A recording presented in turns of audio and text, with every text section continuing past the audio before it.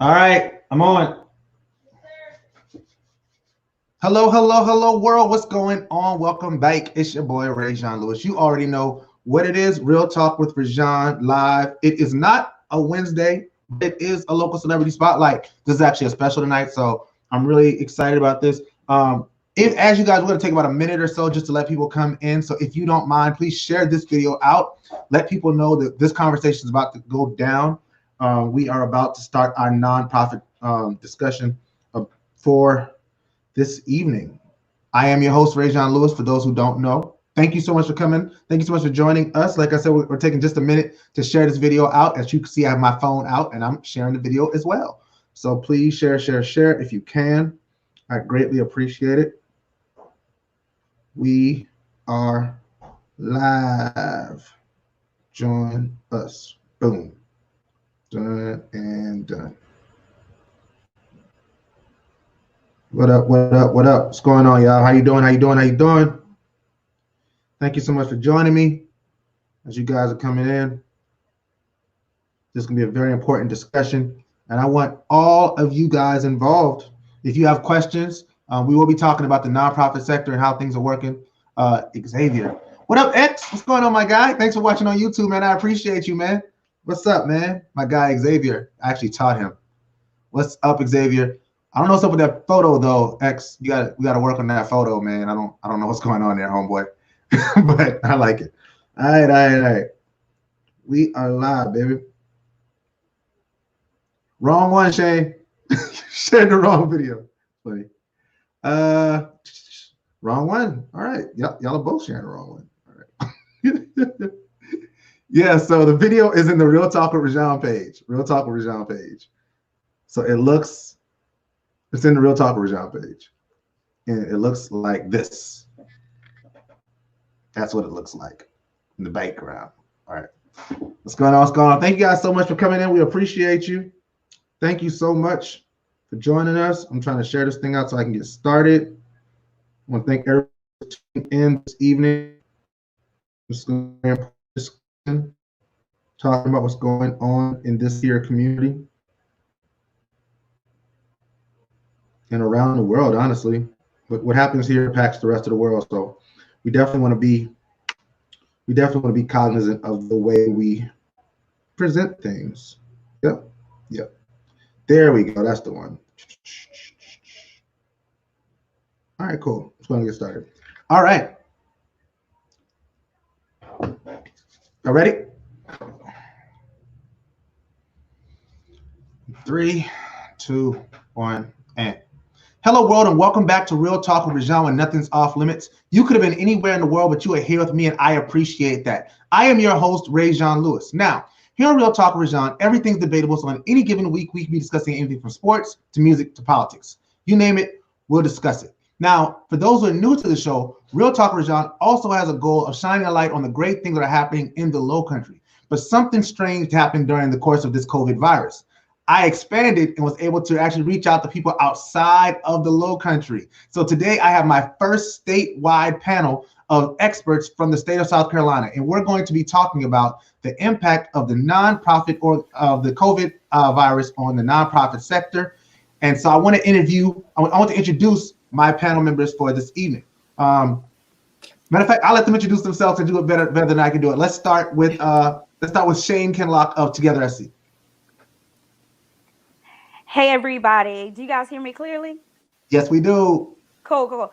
So I'm Shayne Kinloch and I'm with Together SC. Right now I serve them in the capacity of Program and Operations Manager. Of course, you know, that encompasses a lot of different things. But yeah, so I'm on the ride with them right now. Thanks for having me, ReZsaun. No problem. Thank you for coming. We'll go with Mr. Victor Durrah. Hey, how's it going? Y'all doing all right? Yes, sir. Good. My name is Victor Durrah, and I'm the Executive Director with Brothers Restoring Urban Hope. We are a youth mentoring organization here in Spartanburg, South Carolina. We just celebrated our 15-year anniversary in February. And here in the next couple of weeks, I want to throw a plug in. We'll be starting some online mentoring sessions revolving around finance, and mental health. So have all your youth join in. So follow us at BRU Mentor, which stands for Brothers Restoring Urban Hope. Hope. That was the H. All right. All right. I could not remember the H earlier. I'm telling you. All right, Miss Ebony Young, please. Hi, everyone. My name is Ebony Young, and I'm the Executive Director of Unique Interventions for Youth and Families. We are a youth serving and family serving organization. We do specialize in mentoring, but we're in the rural area. So we provide trauma-informed training for those who are working with at-risk youth and their families. So we do a whole gamut of different things, from mentoring to providing services for a Department of Social Services, technical training for different organizations that are working with at-risk youth and their families. Awesome, awesome. And Miss Nicole, last but definitely not least, please introduce you. Right, never not least, not least. All right, my name is Nicole Echols. Can everyone hear me? Yes, I guess ma'am. I am the PeeDee branch executive director for Harvest Hope Food Bank. That's what I do. I also have my own nonprofit, which is Mingle of the PeeDee, which is minorities involved with networking, growth, leadership, and empowerment. Mingle. All right. See, I didn't even know about Mingle. Okay. All right. And just for the point of reference, I actually serve in a nonprofit.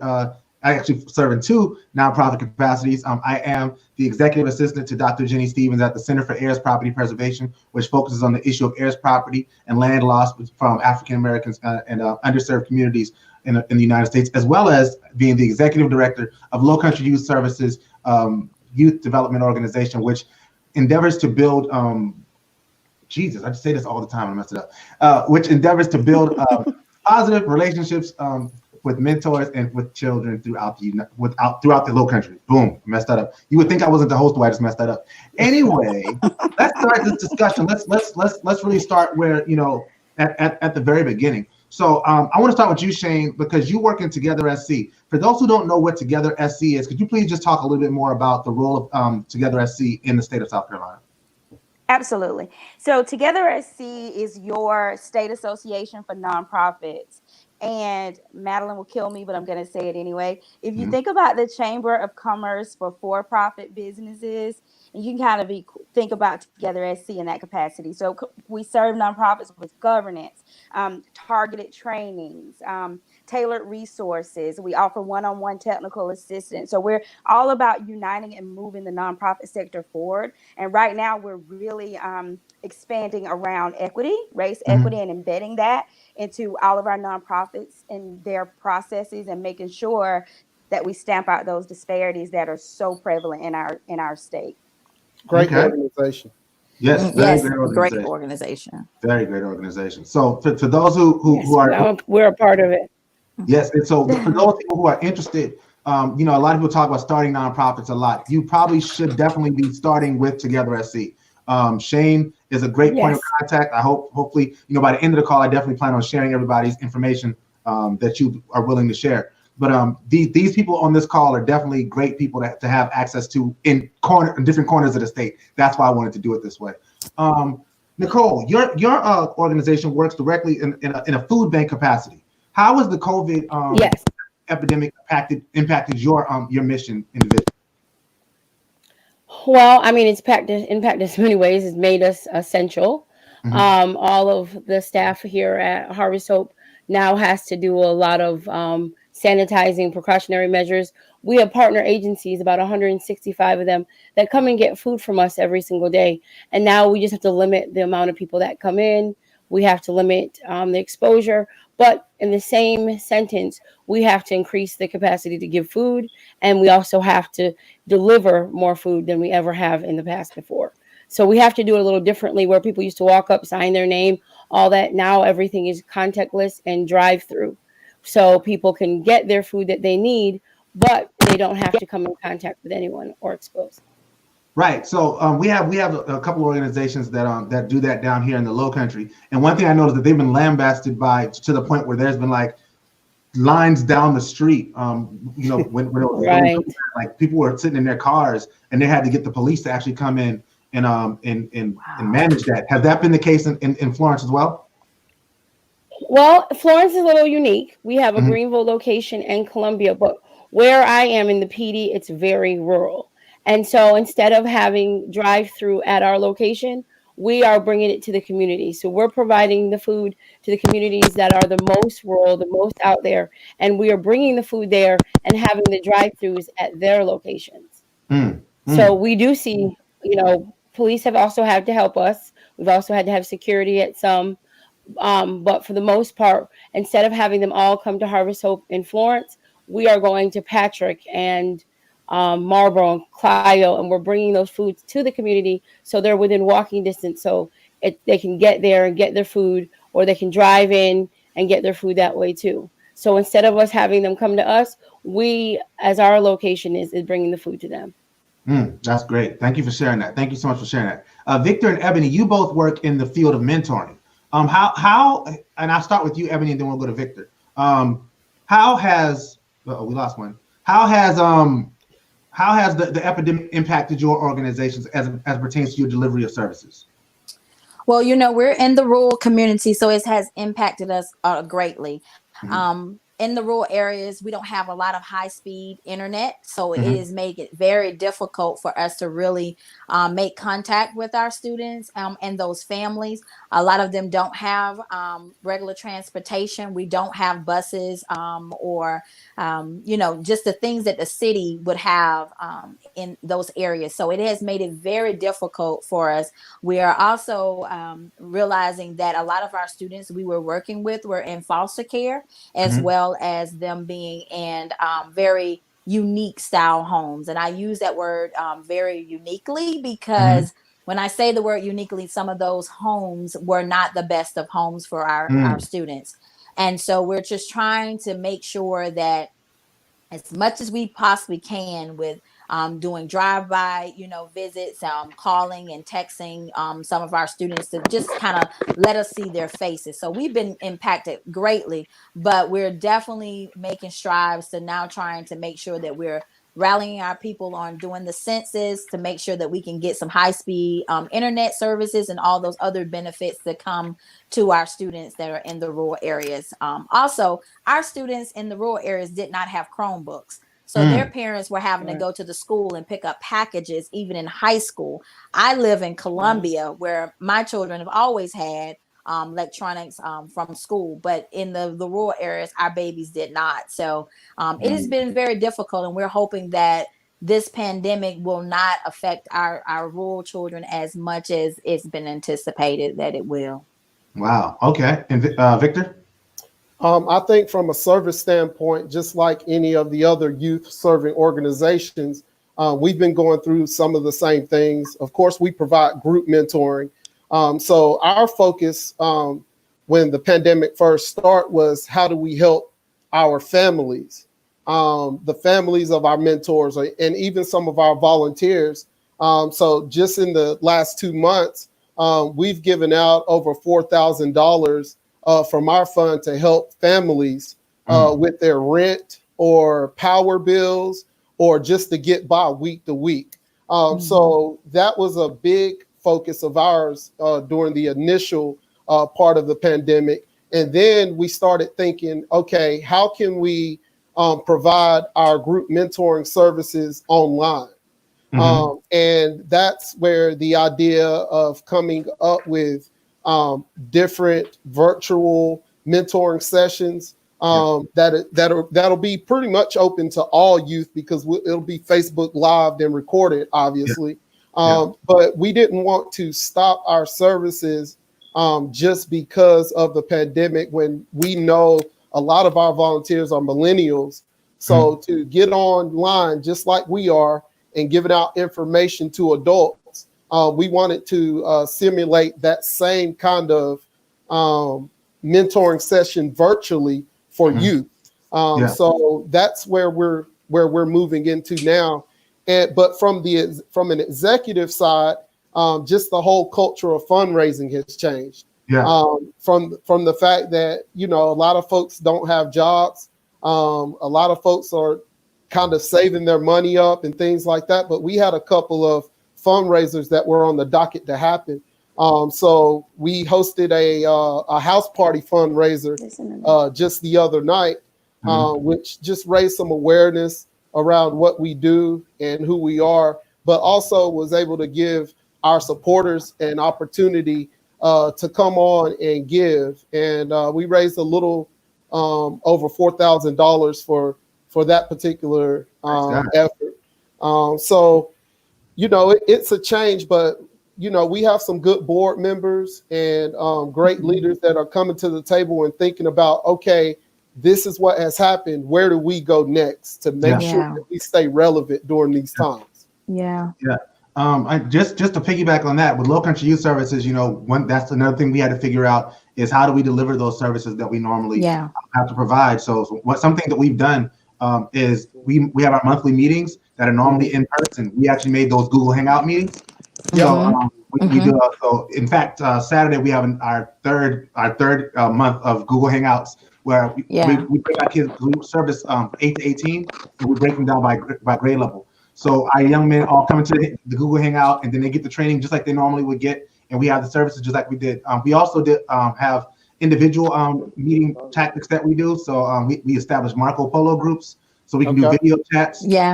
Every morning. We've got Marco Polo as well. Marco Polo. Yeah, we've been using our, you know, our texting and different apps. Well, I'm on Snapchat, so I had to get on Snapchat to be relevant with our kids, right? So those who did have phones, I got on Snapchat, and I was able to get our other mentors on Snapchat so they could be able to talk with our students and everything like that. So it's just being more relevant. And now we're on TikTok, so we're trying to be more relevant. So we've been using Google Hangout. We've just been at it. And so since I have young adults who are my children, I've been asking them to help me be more relevant with, you know, all the social media things. So that, and I've brought them in to help me create, even just dealing with artificial intelligence. How do we connect with our students at a different level, because everything is changing. So our new normal has to go online. So that's the reason why we're really trying to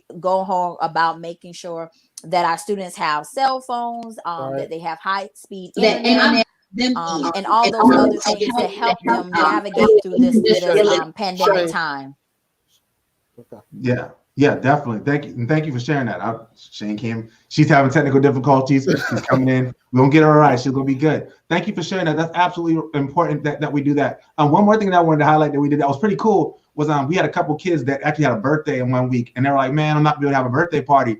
So we all got on our game systems, and we had a virtual gaming party.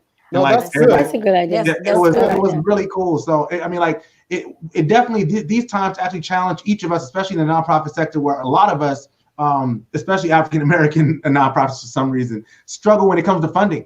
So we have to get mostly creative when it comes to these kinds of things and identifying ways to be able to reach those people that we're able to reach. So thank you for sharing that. And continuing in that thought, as far as and you touched on this, Victor, was how funding has been impacted by this. I know that the SBA, you know, there's been SBA grants, there's been the PPP grants. Has your organization been touched by the financial aspect of it? And I'll start with you, Nicole. Well, for us, it's a little bit different. I think we've been deemed as essential, and we're still open and moving and doing things. So for us, it's a little easier to be relevant and ask for support when you can open up your Facebook page, or you can open up the newspaper, or you can get on TV and you can see the long lines, and you can see the people that really need food. So because it's so visible and it's kind of viable right now, our funding has actually been pretty steady, because I mean, we could always use more, because we know that it's great right now, but you know, as time goes by, we're going to be continuing to give out more food. And so people are giving to us now. We had a lot of people who donated some of their stimulus money to us. So we saw that as an incline around the time when the first round of stimulus money came in. So we've received funding and support more than we traditionally have, especially this time towards the close of the fiscal year. But we know that this is a marathon. So we have money now, but we don't know what the next 6 months will look like.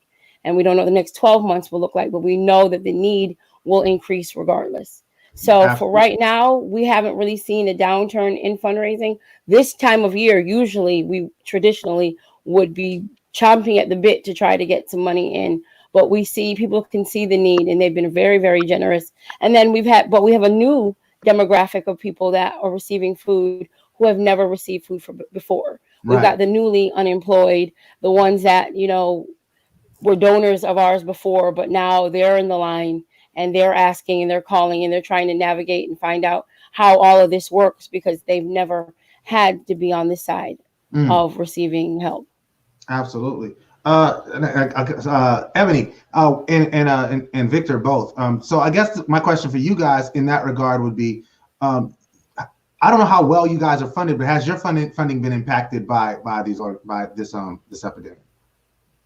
Yes, it has been impacted, but we've received several grants throughout the years that we've been operational. So we're still in compliance. Some of our grant funders have been working with us because we normally would have to have seat time and those mentoring hours. So because we're not able to meet those quotas that we had, we're still able to have funds to be able to do different things. And so now we're just challenging that we want computers. So a lot of that we've been requesting now is that we want computers. If we're going to have this funding, we need computers and different things to help us with making those connections with our students. So we've seen a decrease in some of the funding, but we've been pretty steady of what we can do. And now we're just trying to allocate those funds to the necessary things that we need to have and making sure that our kids in the rural areas are still getting the services that they need.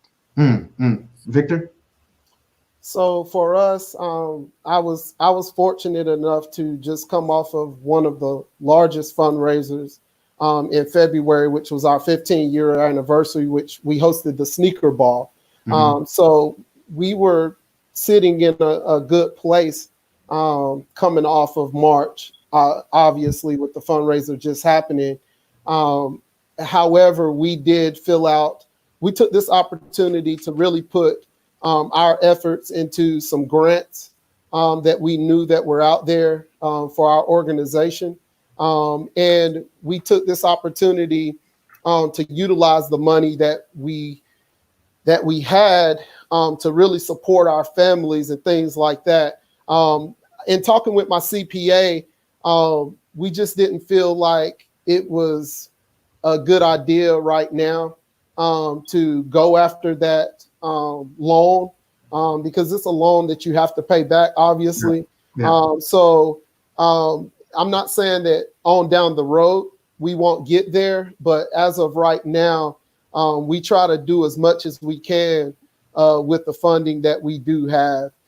So we've just been fortunate, just with the timing of everything. Yeah.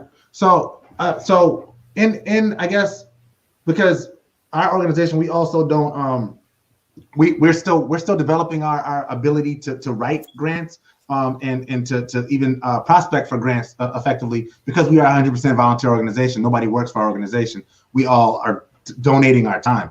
But in doing that, you know, because of that, I guess by the grace of God, that's really a good thing for us because we're not having to consider salaries and things of that nature. But I did want to ask this question, and this is COVID related sort of because it talks about the availability for grants for nonprofits. Because during the beginning of the Trump administration, I do remember they cut a large segment of the grants that used to be available for nonprofits when it came to these kinds of things. Were any of your organizations impacted by that specifically? No, I don't think so. Okay. No, we're just making sure that we have stayed in compliance and that we're doing what we need to do with the current grants that we have. Okay. Also building our capacity and partnering with other organizations so that we can go after bigger dollars and we can be able to serve more youth and families. So that's really been our main focus now, is that there are major grants that are out there that we could qualify for, but we want to make sure that we have the capacity and we're building significant partnerships with entities. Because for me, as you know, working in the nonprofit field and working in the social work field, I see that there's going to be a huge mental health pandemic that's going to go on. So partnering with Oh, yeah. substance abuse organizations and mental health organizations so that we can have wraparound services, not just for our youth, but the whole family. And then that community is building that capacity where we have those significant partnerships so we can go after some of that, those major dollars that we can be able to allocate that to serve the families that we see. Yeah, And absolutely. I'm glad that you spoke on capacity, because that's where a lot of our focus for our grants and our proposals have been coming from. We've been focusing on asking for dollars to build our capacity. We've been running for about 15 and a half years now, and we understand that we are relevant. We understand what services and things we can provide. So we're at a point now to where most of our proposals and basically most of our proposals have been focused on capacity building. So we've been asking for dollars to build up our organization from a strategic standpoint, so that when dollars are out there, just like you stated, we can take that in and we can manage it well. So we just wrote a proposal up for $5,000 just last week. It's pretty much going to go through, but it'll be specifically going towards capacity building and having a coach in to really get our strategic plan together of where we're going to be in not just the next 5 years, but the next 10 years. Yeah. And preparing for that. We've got the services part down. We've got to get the administrative part down to be able to take in those dollars. Yes. Yeah. Nicole, if you don't mind, we've used the term capacity building several times. Could you, for those who may be a layman and not really understand what that means in the audience, would you mind explaining what capacity building actually means and how that relates to what you do with Harvest Hope? Nicole, all right. All right, Victor, I'm going to toss it back to you. Refer it to me. Okay. Yeah. No, that's good. When you talk about capacity building, you talk about things such as your staff. You talk about administratively. Can you handle grants and funding when it comes in? You think about strategic planning. You think about those what I call back of the house things that people don't see out front. They see all the services, but they don't see what goes into managing all those services. Payroll, Facebook, media, advertising, all those things that don't have anything to do with the services per se, but those are things that will keep you relevant and keep you active and keep you competitive. A lot of times when you think about African-American ran organizations, and especially those of us who run grassroots organizations, it's not the services that kind of X us out the game. It's the capacity to handle a large amount of money when it comes in to run the services. And I try to explain that to people. If I gave you $1 million check tomorrow, can your organization handle that? Can you manage that? Can you be fiscally able to handle all and responsible? So when you think about capacity building, you're talking about your organizational fitness, if that makes sense. Perfect. And I'm so glad you came right back in, Shayne. That's the perfect alley-oop to you. Can you pick it up right there? We're talking about capacity building, and what does that mean when we're talking about nonprofits? What that means is, just like Vic was saying, you got to have your financial and legal house in order. So you can be doing all the great work you want, but if you're not acting within legal parameters, you are committing a crime. And I know that sounds harsh, but I have to be real with folks, right? So you got to make sure that you have your financials in order, your legalities in order. There are so many organizations who exist in that space who can give you and help you with those those intricacies for free. So for instance, the South Carolina Legal Services, that is a nonprofit. And if you are, fit within their certain budget and fit their criteria, they will help you for free. So that means getting bylaws together. That means helping you assemble a board. That means helping you find D&O insurance. And for you guys don't know, that means directors and officers insurance. That means making sure that all of your legalities are in line. And then if you need a CPA, guess what? They can find you one of those too, to make sure that your budget is in order. Because as Vic was saying, you can get a major windfall. And right now there's so much money everywhere from the, federal relief, state relief, regional relief. But those folks are going to want reports on what you did with that money. Yeah. You got to be able to count every dollar. And if you're not apt to do that, and don't get me wrong, I can't ever carry the one right. So I'm not good at math. So that's why professionals exist to help us with those things, guys. And I don't know if we talked yet, now that we're talking about pretty much strategic planning and making sure that we have our house in order. If folks don't have a COVID-19 contingency plan, this is not a piling on, but just get on top of that. So you can reach out to me at Together at Sea and we can help you with that. But there are certain portions and certain factors and elements in a contingency plan that you need to be on top of, like right now, because whereas you needed to have your legal and financial house in order before, now it's hyper important that you have those things in order.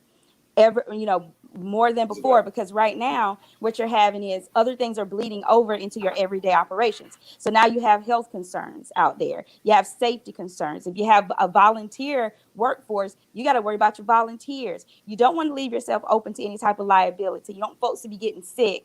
Yeah. Most importantly, you definitely don't want your constituents and the folks that you're there and have a duty to serve to get sick, right?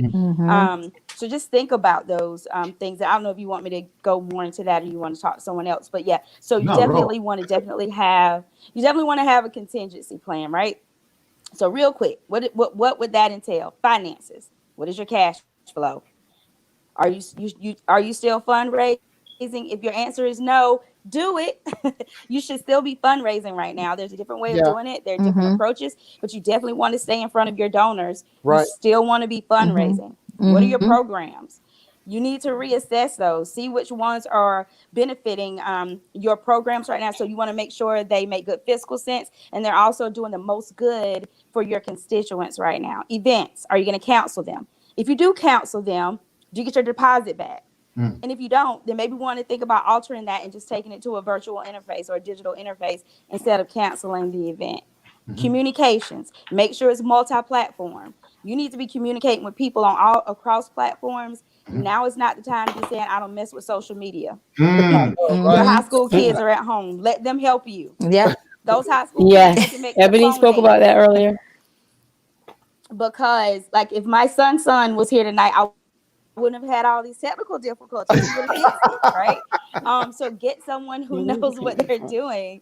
And then, you want to and you can't over communicate right now because people are really anxious and they want to know. So give them more information. So what I say about communications is anticipate the questions. Have answers before folks can even form the question, right? Yeah. So you want to be transparent with everything, right? Yeah. That's good. It looks like a lag on my phone. So is it doing that for y'all? Or, no, you sound great. You sound good. Yeah, you're speaking. Okay. You're speaking truth. And then you want to engage your board. I was just about to say that. Really engaging your board and getting them. Am I clear? No, I think someone put it in the chat that I'm clear. So I can keep rolling on. I'm sorry. Yeah, I think you paused. You paused. We can still hear you. Am I breaking up? Your video. Keep talking. But we can still see you. Yeah, we can still see you. We can hear you. No, we can hear you. You can hear me. Clear. We hear you clear. Yes. Okay. As long as we can hear you, we're good. So, and then probably want to pick up with maybe lost it. Oh, where she was talking about her board. Well, one can see it. Yeah, I can pick up with boards if you want to hear me to say anything. Can you hear? Yeah. Is what ReZsaun. Well, I can just talk about my recent experience. Yeah, go ahead. Can you hear her? Yeah, go ahead. My recent experience is that we've brought our board meetings. Oh, sorry. Is she still going? No, I don't know what she's doing. Yeah. Let me text Shayne, tell her to calm down. Yeah. She's doing good. Like She's very passionate. she got in her. She She is got in her good. groove. Yes, Like, she's really good. Yes. She's talking. the Fed's trying to stop her, and she's she Right. keeps getting caught. But go ahead, Nicole. Well, from my experience, we have we have an advisory board here in the PD of about 16 wonderful folks, and we've had to go virtual for it. We've had last month we didn't, but this month we had a Zoom meeting, and we did our same agenda. We had our same voting process. We still did what we did normally would do in an average board meeting, but we just had to bring it virtual. And voting's a little different, but otherwise, to bring it up to speed and be able to accomplish our mission, we just have to adjust to what is our new normal, and social distancing is part of that. And part of that is also meeting and collaborating virtually. Yeah, we definitely moved to online to virtual board meetings for the last couple months. My check-ins are all, but it's very, how important is it? And I guess this is a great talking point right here. How important is your relationship with your board? I know a lot of organizations have boards in paper only. I remember one time I was talking to someone, I'm not going to say what their name is, because they may be watching this video and I don't want to incriminate them. But we were having a meeting about potential partnerships, strategic partnerships, as you were alluding to earlier, Ebony. And one of the people that we brought in to speak to them about possibly becoming our partner asked about our board situations, and the guy was like, "Oh, well, I don't really talk to my board." He's like, but they help you run the company, right? And he's like, "Nah." He's like, "No, they just signed the paper so that I could get started."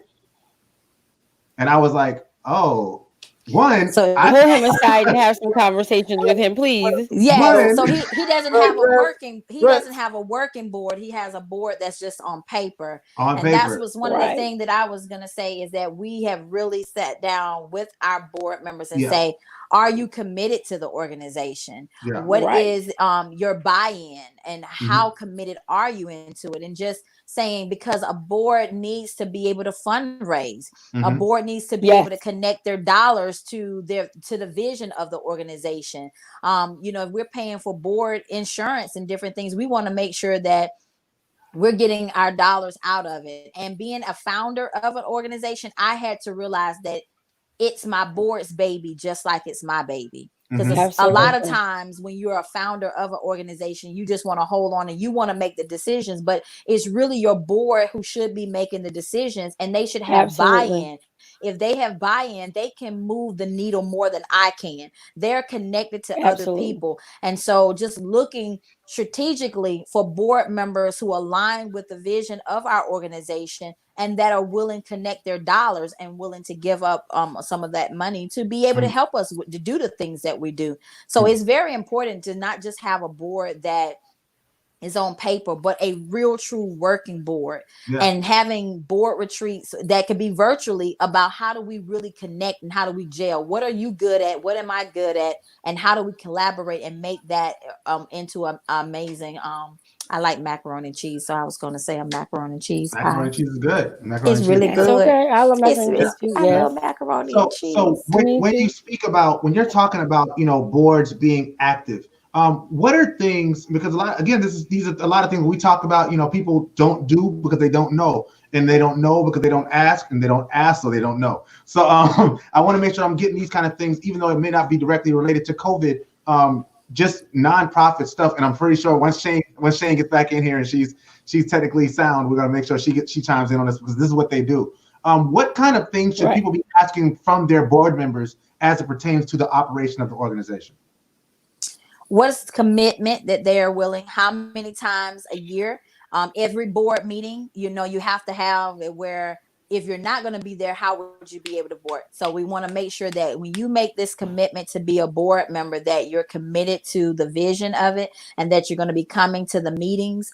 Also, if there's a dollar amount, we have a dollar amount that we ask for. And so we want to make sure that you're going to be, you're going to complete, and be able to give the dollar amount.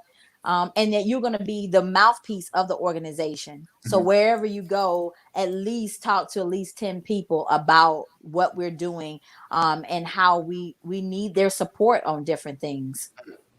Shayne, we're talking about board. I would say, sorry. No, I Yeah, got You go ahead, ladies I was just first. going to chime in real quick and just say that I agree with you 100%. I also think for me, committees have been essential. Having people have committees with responsibilities, job descriptions, so you know exactly what you're responsible for and what you're going to be held accountable to, because you are really the mouthpiece of the mission and the vision of the organization.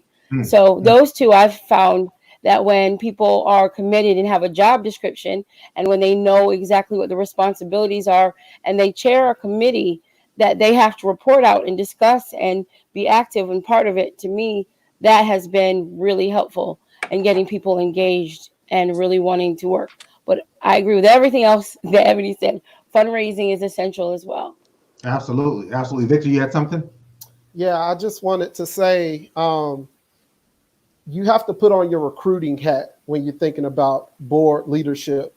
And a lot of times, I think, especially for our small nonprofits, we try and get folks that we know, that we can trust, or that we know that would be down for the cause. But that doesn't necessarily give you a great board member. When I think about board leadership, I look at the position description first. If I'm looking for a finance chair, I'm looking for somebody who is well connected, somebody who is already giving at other charities. I'm looking for somebody who can get in rooms that I can't get into, that can make introductions to folks that I don't necessarily have the influence or power to get to. If I'm looking for a program chair, I'm looking for something totally opposite than a fundraising person. I'm looking for somebody who's passionate about mentoring, maybe an educator, maybe somebody who loves kids, somebody who thinks, who can think about what programs are relevant today when we're talking about youth mentoring. Not somebody who's just, you know, down for Victor or down for the cause. Those folks are good to have on your team in some capacity, but I think you really have to put on your recruiting hat and say, who would be the best person in my community for this particular job? And then when I show up to recruit them for that job, I'm coming in as if I'm signing LeBron James. You know what I'm saying? Like, I'm going to have everything from A to Z off of what, and it's not going to be anything outside of your job. It's going to be specifically what I want you to do. If I want you to help me recruit more donors, it's going to say it plain as day in there. So when you sit down at that table, you understand that, no, I didn't have you here to check up on programs or this. And so I recruited you specifically to help us bring in dollars. So there's no confusion. There's no vagueness. I think a lot of times when we recruit people onto the board, it's a lot of vagueness and people don't know which way to go. And that's why a strategic plan is just so important, especially when you're thinking about managing and leading a board of volunteers. I love that. Great explanation. Great explanation. Thank you for sharing that. And so in that regard, just thinking about, you know, especially when Victor, you mentioned grassroots organizations. What are some of the mistakes that the grassroots organizations make that maybe the larger organizations don't make when it comes to organizational structure? I'll say this. I give my grassroots folks a lot of grace. I've worked for large organizations, medium-sized organizations, grassroots. A lot of times it's not them making mistakes. It's them not having the proper resources to guide them in the right direction. I hear you. Oh, okay. Gotcha. I hear. A lot of times it's not having the proper resources in place to guide them from an administrative standpoint. A lot of times I guarantee you 9 times out of 10, if you go and look at some of the top grassroots nonprofit organizations, they can go toe for toe. They can go hand for hand, toe for toe with services that's being provided by a larger organization. Hands down. A lot of times where the where the discernment is, or where the difference is from an organizational standpoint. That's what it always comes down to, a capacity standpoint. So I think we just have to, if we want to start nonprofit organizations, we have to look at both sides of it. We have to look at the service side, and we have to look at the organizational side. And if you're going to be an executive director and not just a program manager, you really need to get the resources, certifications, or training that will guide you as an executive director, because executive director is totally different from a program manager. We have a lot of program managers that just have a title executive director, but they can explain to you, you know what I'm saying, like what the organization's health is outside of the service side, if that makes sense.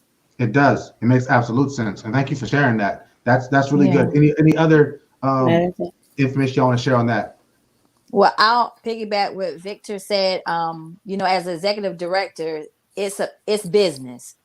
So even though that I am the founder, it's still business, and has to be run like a business. My emotions have to be set on the back burner, and I have to think about the longevity of the organization. I'm building an organization that I can leave it, and I can move on to the next thing that God has called me to do. So if I see it that way, I won't hold on to it like it's my baby and won't allow it to grow and come full turn. And when we do that, we won't listen to guidance. We won't go and invest in ourselves with strategic planning and bringing somebody in who can see us. They have no biases, right? They're not connected to us. They can tell us, you guys stink.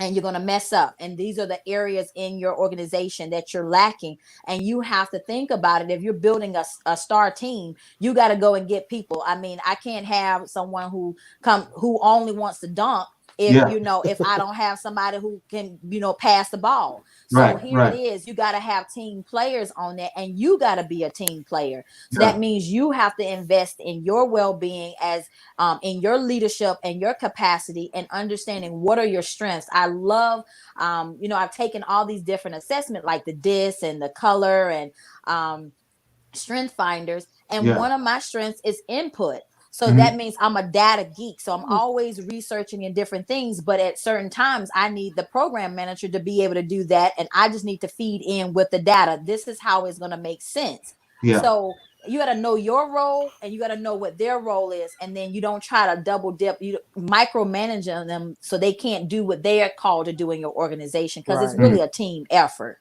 I love that. Yes, that's really good. Wow, this has been really good. This is re-rolling. Shane's still trying to get it together. Hopefully, Shayne don't give up.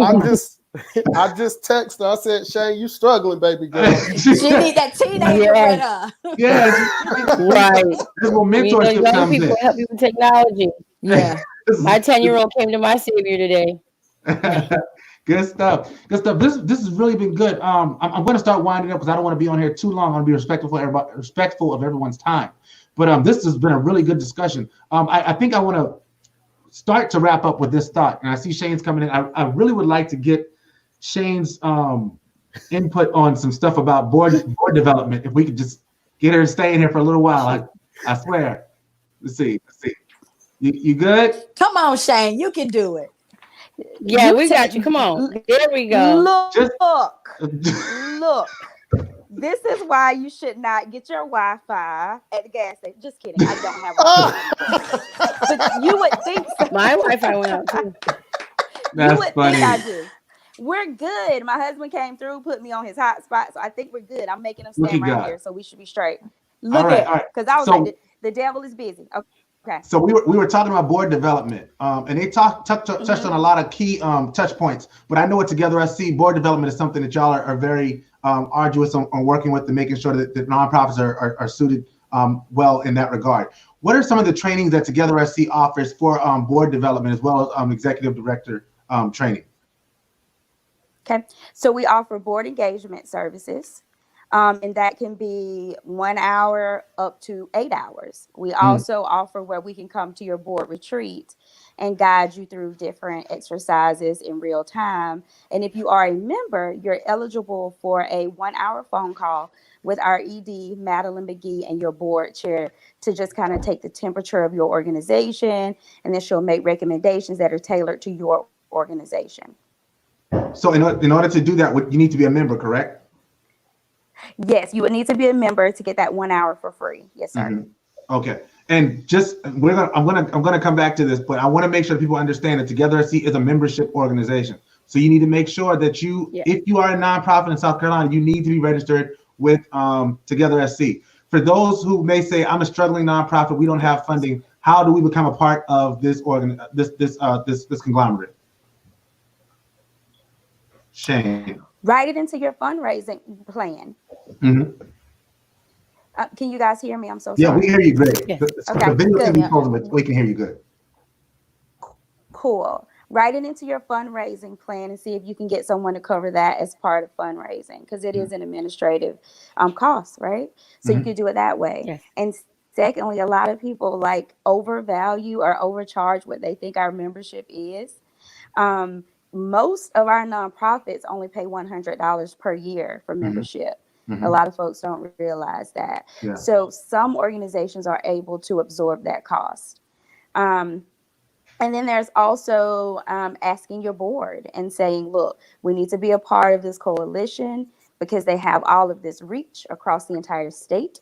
It can raise our profile, connect us with key people across different sectors. That would be across healthcare, across education, across environmental, all types of organizations. Help them see the importance, and maybe they'll chip in and get you the money that you need in order to have the membership. But I'll tell you, everyone on this call the membership pays dividends, like for real. You get so many benefits.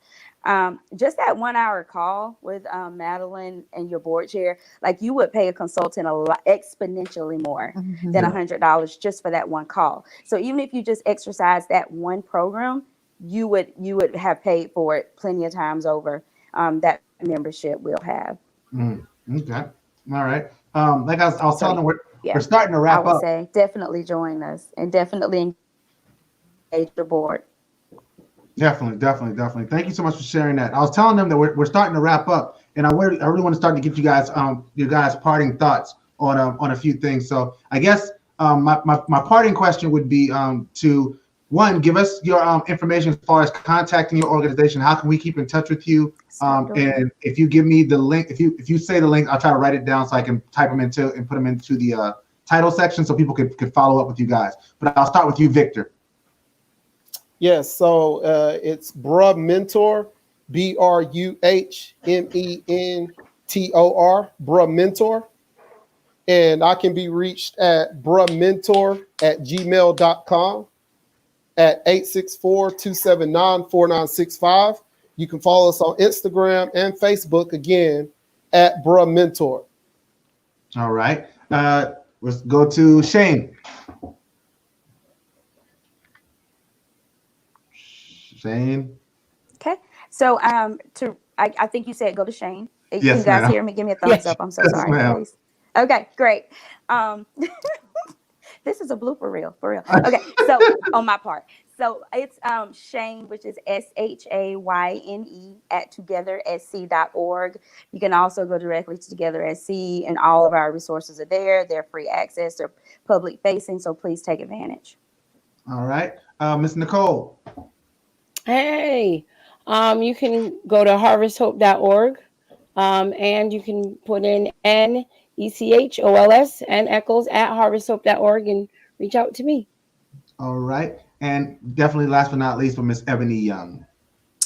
Well, you can reach us at Unique Interventions. Instead of the FOR, it's the numeric number 4 youth.org. And you can be able to check us out on our website, or you can reach me at eyoung at uniqueinterventionsforyouth.org, or contact me at 803-667-2570. So we're on all social media sites as Unique Interventions for Youth. So UY for Youth. Awesome, awesome. Well, thank you so much for sharing that. I got one more thing. I want to make sure I get parting thoughts from each of you, just in regard to in regards to anything that you want to share as far as parting thoughts. Let's go backwards this time. Ebony, I'm gonna leave. Okay, go ahead. I'm going to go backwards this time. Yeah. So Ebony, Okay. parting thoughts. Parting thoughts is we're going to make it through this, regardless of what it may look like. We're going to make it through this. We're better together. So let's connect with each other. Let's partner. Let's use our resources to help those who are in need. And I believe that if each one will teach one, then we will make a better world today. And by working with whatever group of people that we're working with, if we just focus on the mission and really take it seriously, I believe we will work better together. So I'm hoping that everyone will decide to have empathy in the work that they do and realize that we need each other to make it through this pandemic. Amen. Absolutely, absolutely. Miss Nicole. Ebony said it well, but I just add on to that. We are in this together, like she said, and I think we know that we don't have a date or a time that this can conclude. So we have to identify this as our new normal. This is how we're going to have to do and adapt and change. And if anything, us of a color are resilient. So we've been through things before, but we also know that when we stand alongside each other and join forces, we're always a force to be reckoned with and stronger together, as she said. So Amen. we have to do things differently. Can you hear me? Yep. Okay. Yep. We have to do things differently, but change is inevitable. And we know that when we do this work, it can change any day. I mean, the way the funding sources change, the grants change, the laws, the tax laws change. So we just have to adapt, identify, and move forward and help each other out. Shayne and I had a conversation earlier about making sure that, we have each other's back and we support each other through the hurdles that we have, and we give the gift of the knowledge that we have to share with others that are doing this work, because the populations that we serve, they were in need prior to COVID-19. Yes. So Yes. the need has just expanded and widened, and we just have to roll up our sleeves and give in just a little bit more. All So right. that's All my right. part. Yes, All right. I agree. Shayne, while we got you here, parting thoughts. I'm gonna give it the old college try. Uh-huh. So just hopefully you guys can All say right. We hear protect you your great. heart and your spirit. Number one, look for moments of peace. That's first of all, that's the most important thing. And then secondly, as we're starting to talk about reopening and resuming, think about the health and safety of your folks. Think about how you can build collaborations wherever you can, do the work together. Don't try to go all in at once. Keep it slow. Take Mhm. a phase. We Approach. lost her. We lost. Yeah. She's still talking, bro. Oh, I don't want to. Shayne. I don't want to cut her. Oh, She was Shayne. killing. The Shayne, crazy we're thing gonna is, have And to as she need you're your gets love. responding, think about how you need to augment your processes. If it's lastly, that tunnel she's in, man, is rough. That's rough, That man. gas station internet. Yo, My internet went out too. My internet Yeah, went bloop mine and went did all the too. way out. hey, Mhm. we ain't mad I at had you, to Shayne. reset the modem and everything. Shayne, Listen, I So, believe it's because we're doing something powerful. We're absolutely, talking, amen. and absolutely, it's five dynamic brown people on come here who are through, making moves. So come you know through. the enemy is Right. gonna be upset. But I'm just saying we All are right. resilient. We have been through too Yes. much to come to this point where we give up now. So I mean, a little internet, we can do this all back over again. We're gonna win at the end. Okay. Yes. Word, All Victor, right, Ebony. That's it. Victor, parting thoughts. So I just want to talk about the time that we have. Everything has come to a halt. Well, not for you because you had a harvest food bank, so everything hasn't come Right. I was saying This- halt. What kind of halt? to a halt. But I'm working Yeah. harder than I used to. yeah, but during this time, I would say take advantage of all the resources out there. I mean, I can't go to any page or group that I'm affiliated with without them giving some type of free webinar on marketing or fundraising during these times. I'm taking a course at Harvard on finance for nonprofits. And Share. How come I'm not I'll send y'all that link. I'll send y'all the link in the text box or whatever. But you know, it's just so many resources out there. Take advantage of those.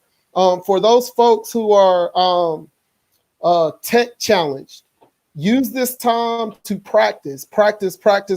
Everything is going towards the internet now, and you'll probably be surprised by how many meetings and things will go better because you can get on the net now to have them.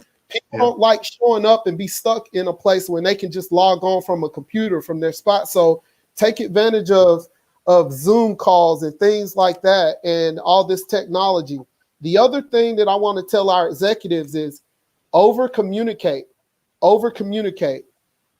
There's plenty of opportunity to let them know, and your funders, your constituents, your clients, let them know all of the things that you all were able to accomplish during this 3-4 month span during COVID. What did you provide for your clients during this time? Just to show them that you can stay relevant during these times. Yeah. If they gave to you before, don't let them off the hook. Continue to ask. I didn't have one guilty. I didn't feel guilty at all by doing that fundraiser the other day because I know the work that we are doing. You know what I'm saying? Yeah. I mean, everything from we provide free internet to the community from our home office downtown Spartanburg, and we make sure everybody knows that. You know what I'm saying? Like, put your services out there. You know what I mean? Let them know exactly what you're doing during these times, just to let them know you can stay relevant. And the other thing that I just want to let everybody know is that, you know, nonprofits were built for times like these. You know, nobody else is out here doing this kind of work. That's right. You know what I'm saying? So don't feel guilty about hitting up your donors and letting them know, like, hey, I know your businesses are struggling, but we still have work to do also. And feel prideful about that. And they'll understand. They know that we're struggling just like they are. And be innovative. And Rez, I'm gonna call you Rez. Rez, thank you so much. Thank you so much for having us here today. Yes. Thank you. No problem. All right, so Shayne actually texted us her comment.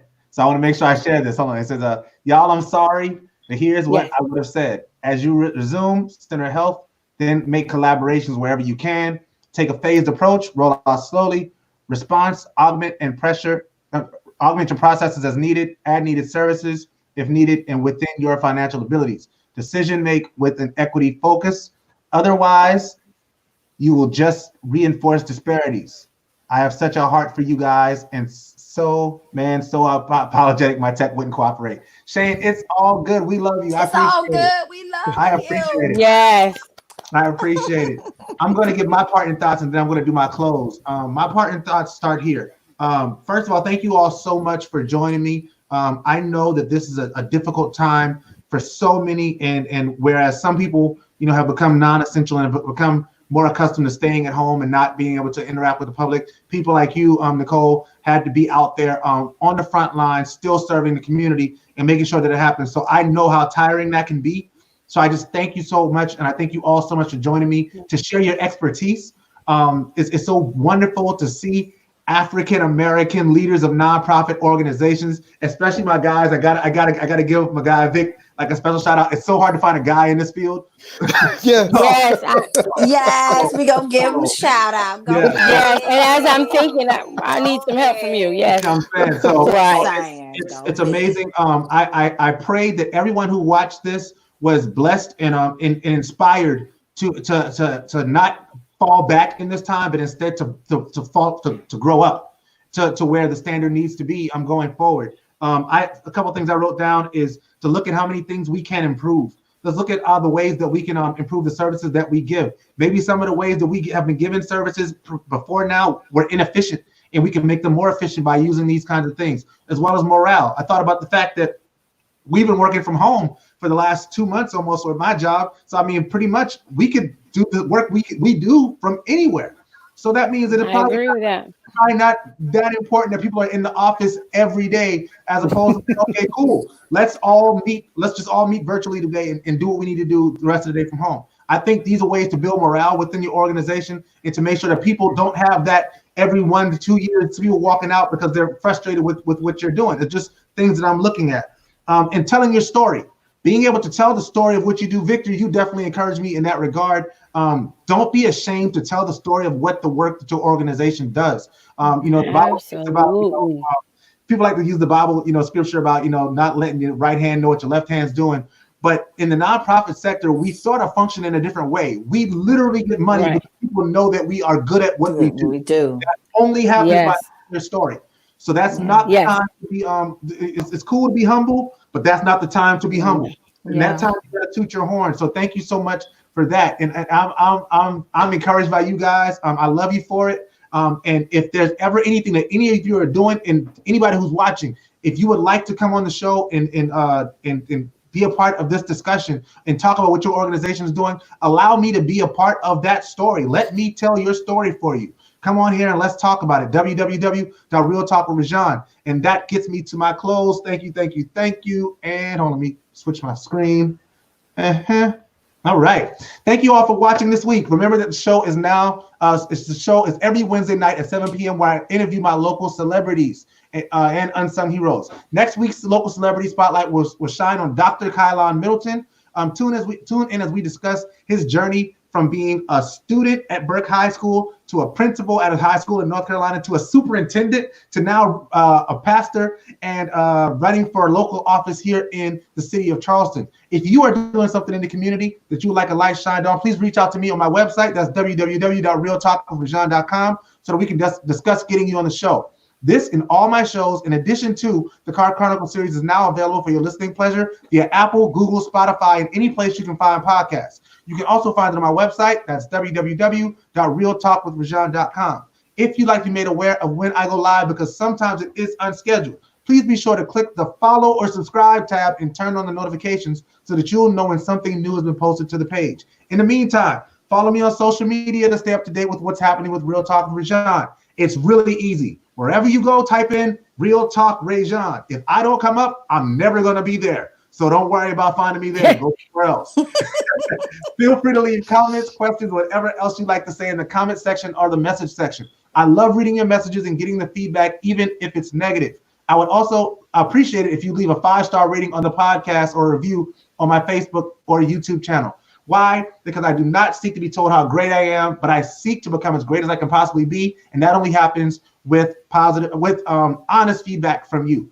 I am currently accepting invitations for speaking engagements and event hosting opportunities. If you would like for me to speak at or host your event, you can request me via my website. You guessed it, www.realtalkwithReZsaun. In closing, always remember, God is everything, and without him, we are nothing. So never forget where your help comes from. And if a man doesn't stand for something, he's bound to fall for anything. But that's Real Talk. I will see y'all next Wednesday. Peace. And that's the show.